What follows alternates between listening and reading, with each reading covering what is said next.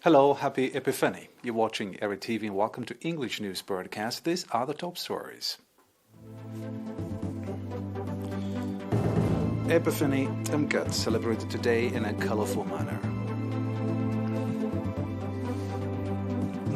30 patients diagnosed positive for COVID-19 and tests carried out today. The number of COVID-19 cases is continuing surging around the world.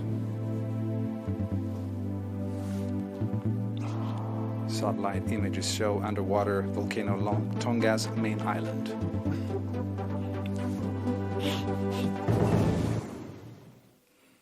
The local news. Epiphany Timkat was colorfully celebrated today in the presence of the members of the Holy Synod and religious leaders under the restrictive guidelines imposed due to COVID-19 pandemic. The more than 2-hour ceremony at the Epiphany Holy Water Spot was broadcast live on ERi-TV and Radio Dimsa Hafash from 7 to 9 a.m. local time. The religious observance also witnessed a night-long prayer at St. Mary Church led by His Holiness Abuna Kerlos, the 5th Patriarch of the Orthodox Tewahedo Church of Eritrea. At the event, a briefing was given regarding the background of the Timkat holiday, and a call was made on the faithful and nationals to strictly observe the guidelines issued to combat the spread of the COVID-19 pandemic and sound safety and fellow nationals.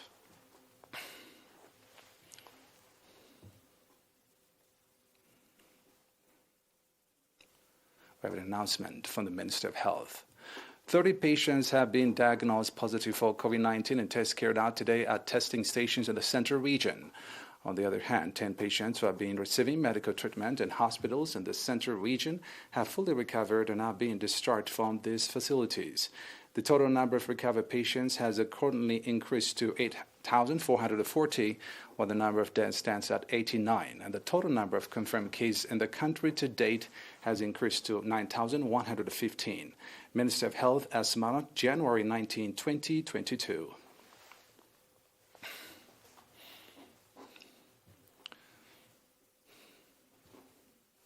At an activity assessment meeting conducted on January 17 in the port city of Asab, it was reported that encouraging effort has been conducted to enable the youth to identify their talents and develop competitiveness. According to reports presented by heads of departments and administrators of the sub-zones, commendable political, social, and cultural activities have been conducted in 2021 with the view to develop the awareness of the youth, and vocational training programs were also organized to about 300 youths. The reports also indicate that encouraging activities have been conducted in support of needy citizens and families of martyrs, as well as the National Greening Campaign. Mr. Osman Abdul Khadir, head of the National Union of Eritrean Youth and Students Branch in the Southern Red Sea region, said developing the capacity of the youth is not to be left to the Union only, and called on all stakeholders to reinforce participation in the effort. Mr. Sal Ahmeddin, chairman of the National Union of Eritrean Youth and Students, also presented the charted out programs with a way to develop the participation of youth in the national affairs. Speaking at the occasion, Ambassador Mohammed Saeed Mentai, governor of the region, expressed readiness of the regional administration to stand alongside the Union in all its endeavors.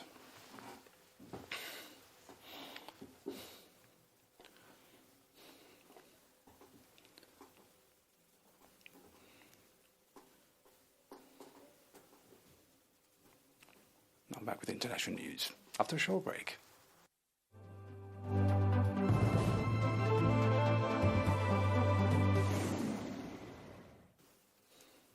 Welcome back. The number of COVID-19 cases is continually surging around the world as the Omicron variant spreads fast in many countries. The number of COVID-19 cases is continuing surging around the world as the Omicron variant spreads fast in many countries, including the United States. The confirmed COVID-19 case in the United States exceeded 68.7 million as of today, with the death toll surpassing 877,000. This is according to Johns Hopkins University. In the past 24 hours, Britain reported more than 108,000 new COVID-19 infections, with its total case load climbing to 15.5 million. Italy registered more than 192,000 new COVID-19 cases today, bringing the country's total case to more than 9.2 million. This is according to the country's health ministry. Another 380 new deaths were also reported, with its death toll reaching more than 142,000. Russia recorded more than 34,000 new COVID-19 cases in the past 24 hours, taking the nationwide record to more than 10.8 million. This is according to World Meters.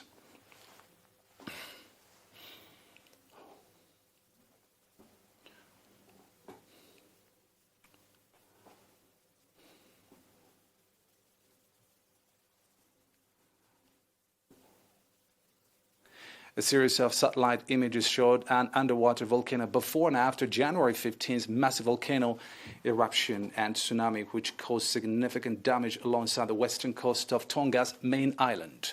The uninhabited volcanic eruption of Tonga Hapai has erupted irregularly over the past few decades and displayed volcanic activities on December 24th. This according to satellite images from Maxar Technologies.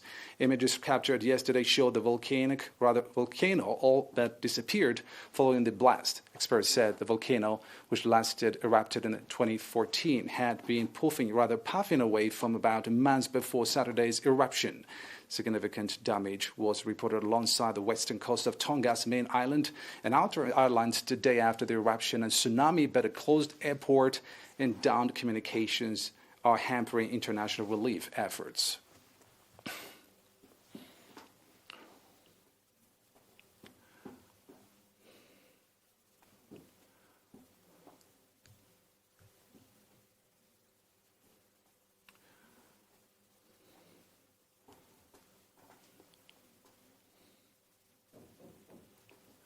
Britain military aid arrived in Ukraine, including anti-tank weapons to help Kiev defend itself from a potential invasion during a standoff with Russia, which has massed troops near the Ukrainian border. Western countries say they fear Russia is preparing a pretext for a new assault to Ukraine, which had annexed Crimea in 2014. Moscow denies any plans for an attack, but has said it could take unspecified military action unless the West agrees to a list of demands, including banning Ukraine from ever joining NATO. Talks last week ended with no breakthrough. Kiev has asked Western countries for arms to help it protect itself. British Defense Secretary Ben Wallace said Britain has taken the decision to supply Ukraine with light defensive weapons systems and said that a small number of British personnel would provide training for a short period of time.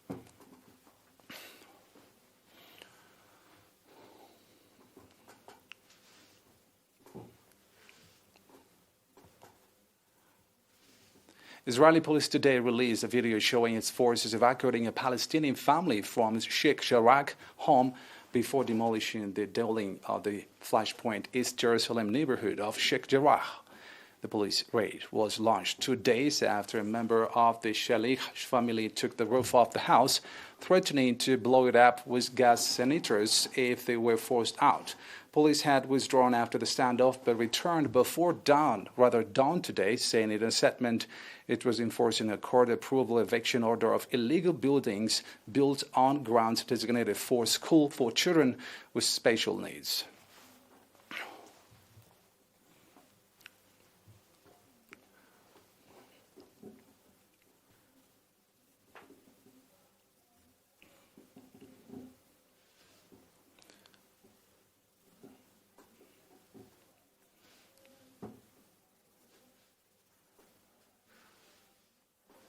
Now, a reminder of the top stories.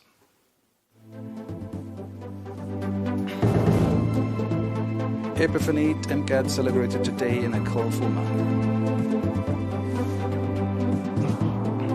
30 patients diagnosed positive for COVID-19 in tests carried out today.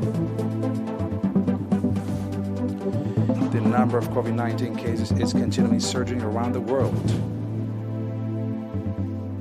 And satellite images show underwater volcano along Tonga's main island.